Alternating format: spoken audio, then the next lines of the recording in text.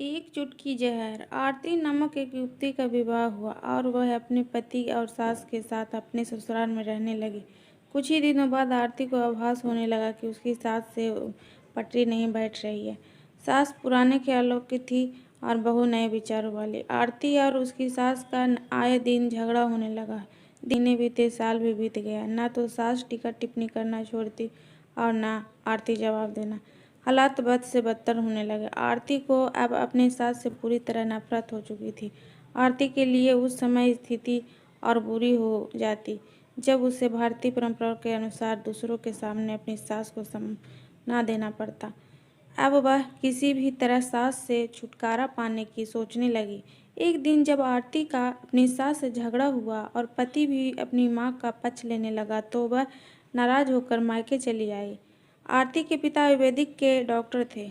उसने रो रो के अपनी व्यथा पिता के सुनाई और बोली, आप मुझे कोई जहरीली दवा दे दीजिए जो मैं जाकर उस बुढ़िया को पिला दूं, नहीं तो मैं अब ससुराल नहीं जाऊंगी। बेटी का दुख समझते हुए पिता ने आरती के सिर पर प्यार से हाथ फेरते हुए कहा, बेटी, अगर तुम अपनी सस को जहर खिलाकर मार दोगी तो तुम्हें पुलिस पकड़ ले जाएगी और साथ ही मुझे भी, क्योंकि वो जहर मैं तुम्हें दूंगा, इसलिए ऐसा करना ठीक नहीं होगा। लेकिन आरती जिद पर अड़ गई। उसकी माँ भी आरती की हाँ में हाँ मिलाने लगी। आपको मुझे जहर देना ही होगा पिताजी, अब मैं किसी भी कीमत पर उसका मुंह देखना नहीं चाहती। आरती क्रोध और याचनापूर्ण मिश्रित शब्दों में बोली। कुछ सोचकर पिता बोले, ठीक है, जैसी तुम्हारी मर्जी, और जहर की पूरी लेने अंदर के कमरे में गए। कुछ देर बाद बाहर आए और बोले, मैं तुम्हें जेल जाते हुए भी नहीं देख सकता, इसलिए जैसे मैं कहूँ वैसे तुम करना होगा। मंजूर है तो बोलो, क्या करना होगा? आरती ने पूछा। पिता ने पुड़िया में जहर का पाउडर बांधकर आरती के हाथ में देते हुए कहा, तुम्हें इस पुड़िया में से सिर्फ एक चुटकी जहर रोज अपनी सास के खाने में मिलाना हो। कम मात्रा होने से वह एकदम से नहीं मरेगी, बल्कि धीरे धीरे आंतरिक रूप से कमज़ोर होकर 5 से 6 महीने में मर जाएगी। लोग समझेंगे कि वह स्वाभाविक मौत मर गई। पिता ने आगे कहा, लेकिन तुम्हें बेहद सावधान रहना होगा ताकि तुम्हें पति को बिल्कुल भी शक न होने पाए, वरना हम दोनों को जेल जाना पड़ेगा। इसके लिए तुम आज के बाद अपनी सास के बिल्कुल भी झगड़ा नहीं करोगी, उसकी बात का पलट कर जवाब नहीं दोगी, बल्कि उसकी सेवा करोगी। यदि वह तुम पर कोई टिप्पा टिप्पणी करती है तो तुम चुपचाप सुन लोगी, बिल्कुल भी प्रत्युत्तर नहीं दोगी। बोलो, कर पाओगी? ये सब आरती ने सोचा। 6 महीनों की ही तो बात है, तो छुटकारा ही मिल जाएगा। उसने पिता की बात मान ली और जहर की पुड़िया लेकर ससुराल चली आई। ससुराल आते ही अगले ही दिन से आरती ने सास के भोजन में एक चुटकी जहर रोजाना मिलाना शुरू कर दिया।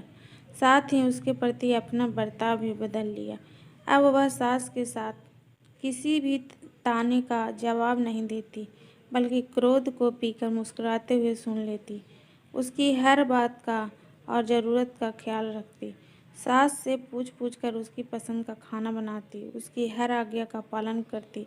कुछ हफ्ते बीते बीते सास के स्वभाव में भी परिवर्तन आना शुरू हो गया। बहू की ओर से अपने तानों का प्रत्युत्तर न पाकर उसके ताने अब कम हो चले थे, बल्कि वह कभी कभी बहू की सेवा के बदले आशीष भी देने लगी।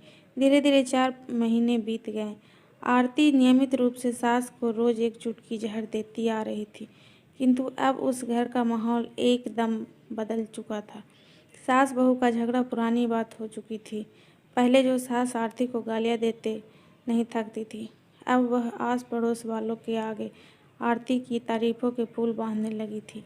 बहू को साथ बिठाकर खाना खिलाती और सोने से पहले भी जब तक बहू से 4 प्यार भरी बातें न कर ले, उसे नींद नहीं आती थी। 6ठा महीना आते आते आरती को लगने लगा कि उसकी सास तो बिल्कुल अपनी बेटी की तरह मानने लगी है। उसे भी अपनी सास में माँ की छवि नजर आने लगी थी। उसकी सास के प्रति भावनाएं बदल चुकी थी। जब वह सोचती कि उसके दिए जहर से उसकी सास कुछ ही दिनों में मर जाएगी तो वह परेशान होने लगी। वह पछतावे की अग्नि में जलने लगी। इसी ऊहापोह में एक दिन वह सास से आज्ञा लेकर अपने पिता के घर दोबारा जा पहुंची। पिता ने उसको परेशान देखा और पूछा, क्यों बेटी, अब क्या किया? सास ने, बहुत परेशान लग रही हो। आरती रुआसी होकर पिता से बोली, पिताजी मुझे मुझे उस जहर के असर को ख़त्म करने का दवा दीजिए। पिता बोले, क्यों बेटी, अब तो बस चंद रोज की बात है, तुम्हारी मनोकामना पूर्ण होने का समय आ गया। आरती की आंखों में आंसू की धारा का बांध टूट गया और गिड़गिड़ाते हुए पिता से बोली, लेकिन अब मैं अपनी सास को मारना नहीं चाहती। मेरी सास बहुत अच्छी है और अब मैं भी उन्हें अपनी माँ की तरह चाहने लगी हूँ। वह भी मुझे अपनी बेटी की तरह प्यार करती है। अगर मेरे कारण उनको कुछ भी हो गया तो मैं भी जहर खा लूँगी। पिता ठहाक लगा कर हंस पड़े और बोले, जहर कैसा? बेटी, मैंने अपने सिर के बाल यूं धूप में सफ़ेद नहीं किए हैं। मैंने तो तुम्हें जहर की पुड़िया दी थी। वो जहर नहीं, वो बल्कि हाजमे का चूर्ण था। हा हा हा। पिता, आज आरती को कानों सैकड़ों बलिदान के मधुर धुन सा प्रतीत हो रहा था। प्यारे दोस्तों, यह स्टोरी कैसी लगी? अच्छी लगी तो लाइक करें, शेयर करें, कमेंट करें और सब्सक्राइब करें। Bye bye friends.